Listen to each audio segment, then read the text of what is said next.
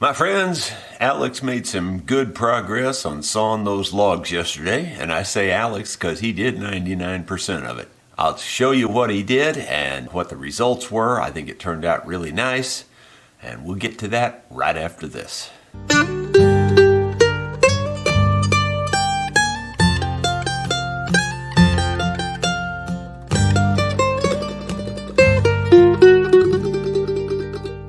Hello, my friends. Jerry Rosa here in the Rosa String Works Workshop. It is Thursday, April 13th, which reminds me that tomorrow morning, 8 a.m., we'll be doing our shop talk. So be sure to put your questions, comments, and or topics in the comment section of today's video. I would recommend you start them off with a few question marks. That way I'll know you intend for them to be included in tomorrow's shop talk.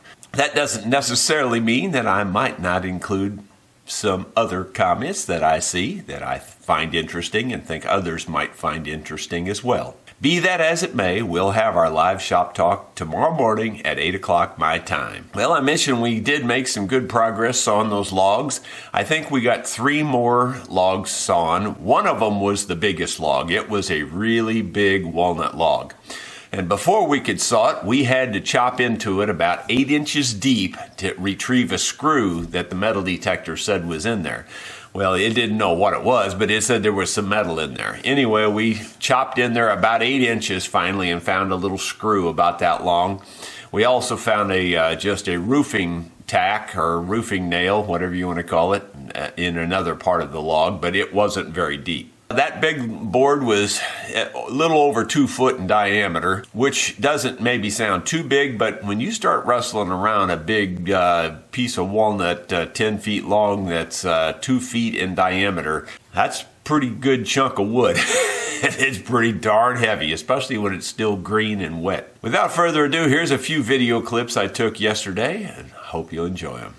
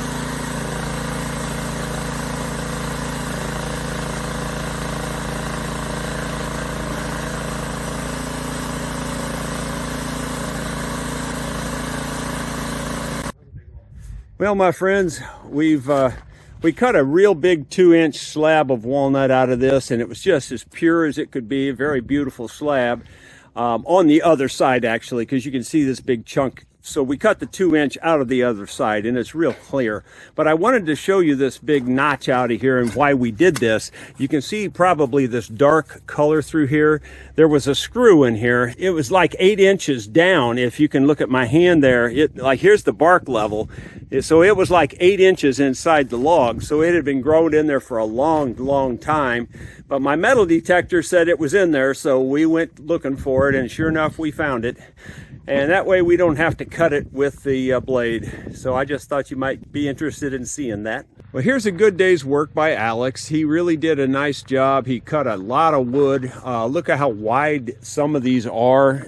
We're talking 20 inches wide there. You know, it's a rough edge, but that's a lot of walnut lumber right there. There is a lot, and that's a lot heavier than it looks. So there's 3 logs of walnut there on that trailer. The one was a huge log and the other 2 were big. And then that's not all. We have yet another great big piece in here. This was our really nice slab. This is a 2-inch thick slab that's about 10 feet long, and it's about 24 inches wide roughly. Very big piece, very heavy.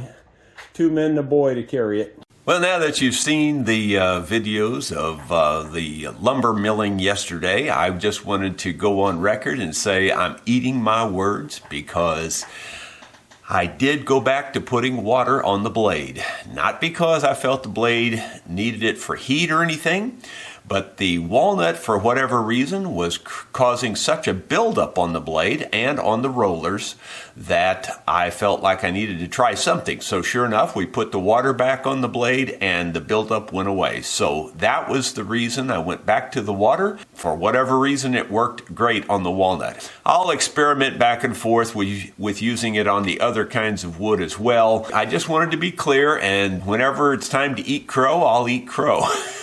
I want to be honest with you guys, and in the past I didn't like the water, but for sure on the walnut it worked much better, and Alex definitely agreed. Well, now that you've seen what we did yesterday, we're going to get to do a little bit more of that yet today. As I mentioned, Alex has been doing most of this work.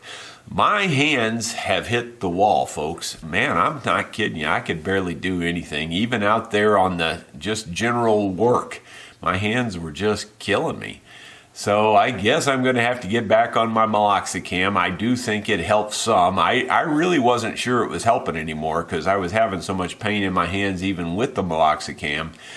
But the pain's worse now and the general strength is much less now. So I'm going to have to get back on it. More than likely, I'm going to spend almost the entire weekend just doing taxes. I haven't touched them yet. And some people will say, why not? Well, follow me around and you'll know. That's all I can say. That's about it for today. Keeping it nice and short. We will see you tomorrow morning, 8 o'clock my time for Shop Talk.